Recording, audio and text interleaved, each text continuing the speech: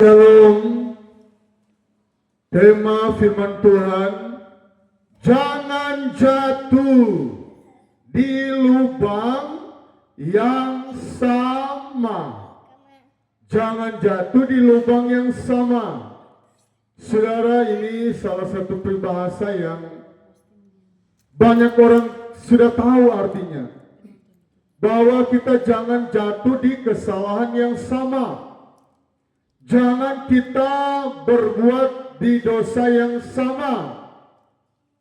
Tuhan tentunya mau kita belajar bijaksana. Kalau kita melihat Mazmur pasal yang kedua, beribadahlah kepada Tuhan dengan takut dan ciumlah kakinya dengan gemetar.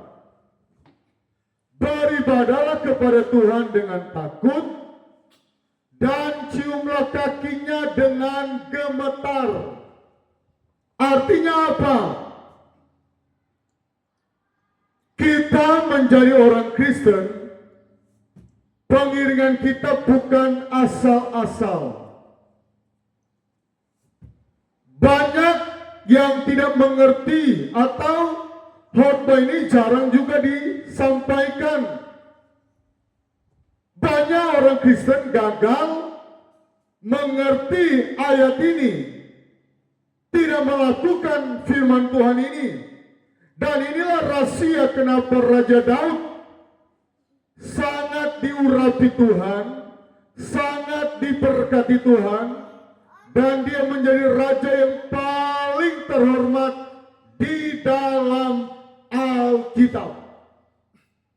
Saudara, ini rahasianya. Daud, dia betul-betul memberikan penghormatan yang setinggi-tingginya kalau itu soal ibadah. Dan ibadah itu bukan hanya ketika datang di gereja. Kita berbuat baik kepada orang lain adalah ibadah. Tetapi banyak kali singers, pemain musik, mereka cintanya lagu dunia. Tetapi kalau melayani Tuhan, mereka mau tampil terus. Ini yang salah. Ini yang keliru. Ini yang perlu diluruskan. Banyak kali orang Kristen tidak diberkati. Banyak kali orang Kristen kurang diberkati. Kurang. Banyak kali orang Kristen pas-pasan berkatnya karena pemahamannya bahwa beribadah itu biasa-biasa. Datang terlambat, yang penting ibadah. Datang di gereja tidak perlu bertepuk tangan kuat-kuat bagi aliran karismatik. Tetapi kalau kita mau belajar rahasia Daud dipercayakan Tuhan secara luar biasa. Daud masih di halaman gereja. Dia sudah kepenuhan. Dia sudah berbahasa roh. Kenapa? Ayat ini sangat powerful. Beribadahlah kepada Tuhan dengan takut. Kalau mau pikir Daud super sibuk, bukan cuma sibuk, tetapi dia bisa membagi waktu. Ini Tuhan menuntut kita harus bijaksana. Ada orang dia tidak ibadat 3 bulan, dianggap biasa. Tetapi Filipi pasal 2 ayat yang kelima, hendaklah pikiran dan perasaanmu bertumbuh. Pikiran Kristus, perasaan Kristus. Ingat, Yesus kita dia Allah yang cemburu. Banyak kali orang Kristen gagal. Dia lebih hormat bos tempat dia bekerja. Aduh, saya takut mau pergi kerja terlambat, nanti bos marah saya. Nanti uang lauk pauk saya dipotong. Kita lebih sayang bos, kita lebih hormat bos di dunia daripada menghormati raja di atas segala raja. Saya selalu bilang kepada anak-anak, kalau engkau mau bedstone, kalau engkau mau beribadah, jangan muka-muka cemberut. Nah ini orang anggap biasa. Lagu girang-girang, dalam Tuhan kita bersaudara. Mukanya muka ancur, mukanya seperti mau makan orang. Dan orang yang mukanya tidak berseri-seri di tempat ibadah, biasanya bebannya dia pikul terus. Sekali lagi, orang yang biasanya tidak berseri-seri, muka berat di saat ibadah, bebannya dia pikul terus. Dan kalau dia lakukan itu bertahun-tahun, penyakit gampang datang. Karena ayat firman Tuhan jelas, hati yang gembira adalah obat, seperti obat hati yang senang, tapi semangat yang patah keringkan tulang. Jelas, ilmu kedokteran berkata 90% penyakit datangnya dari pikiran. Pikiran. Kalau kita pikiran negatif, khawatir, bersungut-sungut, tidak bersukacita melayani, penyakit gampang datang. Daud memberikan penghormatan. Daud, saya boleh baca Kejadian sampai Wahyu, orang yang paling menghormati Tuhan. Makanya ketika Alkitab tidak sembunyikan dosa Daud, ketika dia berbuat dosa dengan Batseba, dan Nabi Nathan datang menegur dia, cepat dia bertobat. Cepat dia rasa bersalah. Karena apa? Karena dia membangun keintiman yang luar biasa dengan Tuhan. Dia jaga perasaan Tuhan. Bayangkan betapa sakit hatinya. Alkitab mencatat, Tuhan selama nabi-nabi yang luar biasa, tidak ada satupun nabi tokoh Alkitab yang berinisiatif mau membangun gereja. Bangsa Israel, mereka buat kemah, mereka membuat tempat ibadah, pindah. Namanya kemah. Dari tempat A pindah di tempat B. Jadi Tuhan tidak disenangi. Tuhan tidak merasa dihormati. Tuhan tidak merasa dihargai. Kadangkala orang yang cemburuan, Papa, ini misalnya ibu, Papa kalau dengan ibu Yeni ngomongnya, senyum terus, tapi ngomong dengan istri sendiri marah terus. Nah, Allah kita punya perasaan. Salah satu keistimewaan dibandingkan dengan binatang, binatang tidak punya perasaan, tidak punya. Tetapi perasaan Tuhan harus kita jaga. Beribadahlah kepada Tuhan dengan takut dan ciumlah kakinya dengan gemetar. Ada banyak asal-asal.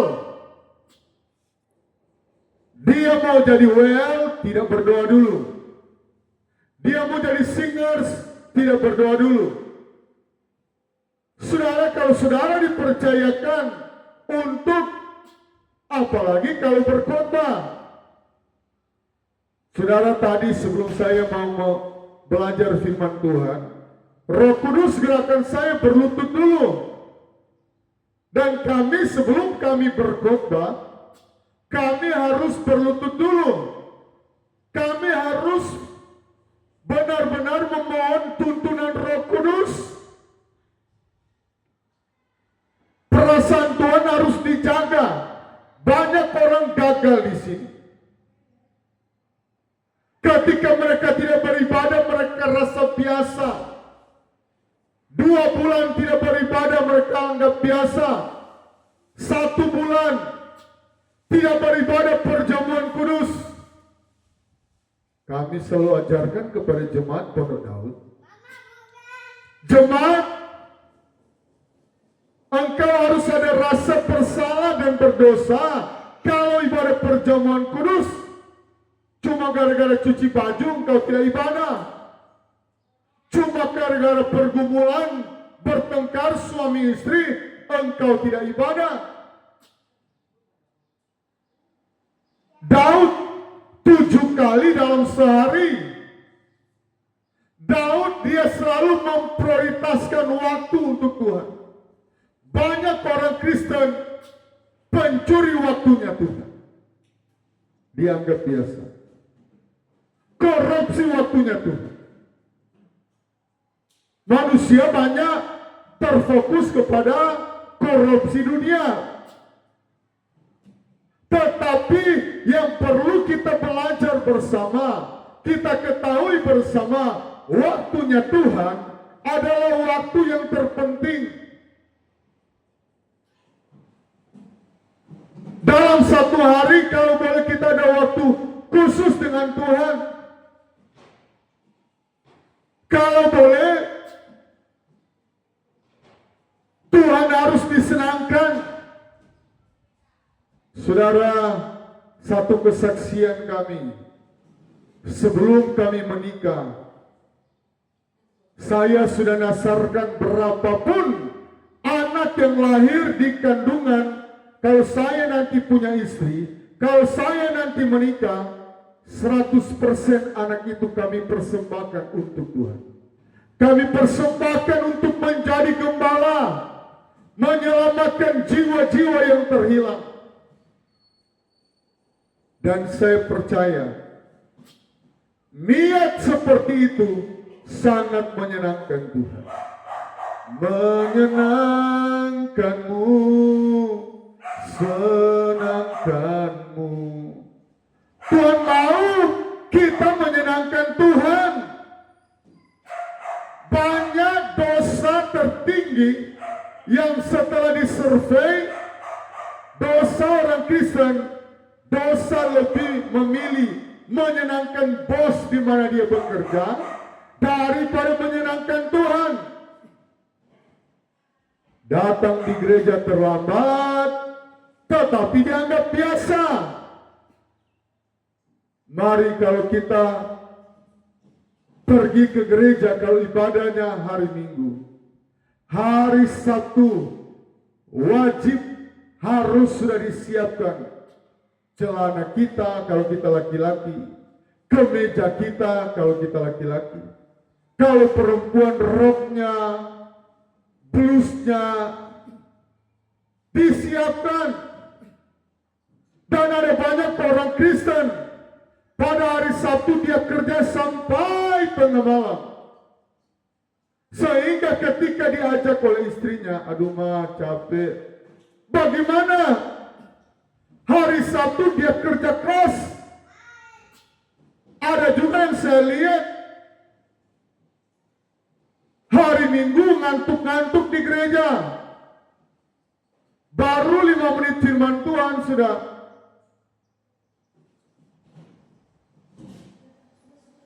Oh banyak.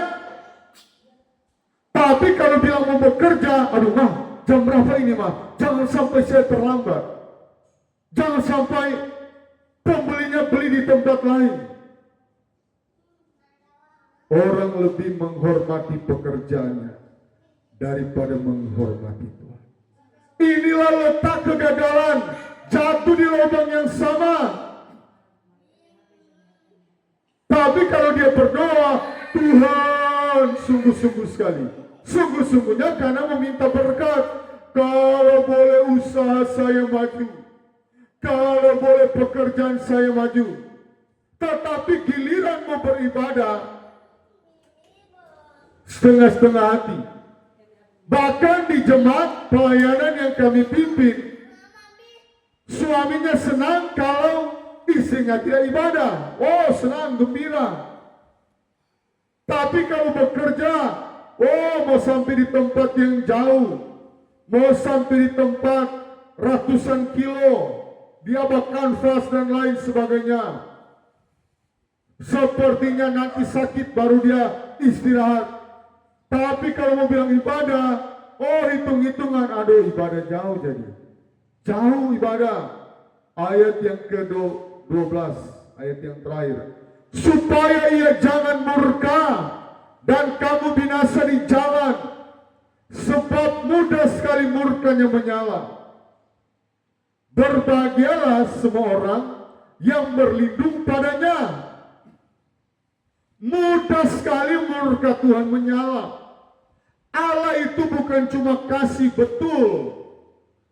Isi Alkitab terbesar boleh dikatakan 90% adalah kasih, 95%. Tetapi Allah itu dia Allah yang cemburu. Kalau bos kita lebih sayang, aduh, bos ada panggil baku bantu di rumahnya, ada acara, jadi saya harus pergi. Oh, ibadah dia batalkan. Setidaknya kita bisa atur, bos, saya ibadah dulu ya, nanti selesai ibadah, saya bantu-bantu masak ya bos. Nah. Tetapi dia mau cari muka. Banyak orang Kristen cari muka di bos daripada cari muka di Tuhan. Ini banyak sekali yang gagal.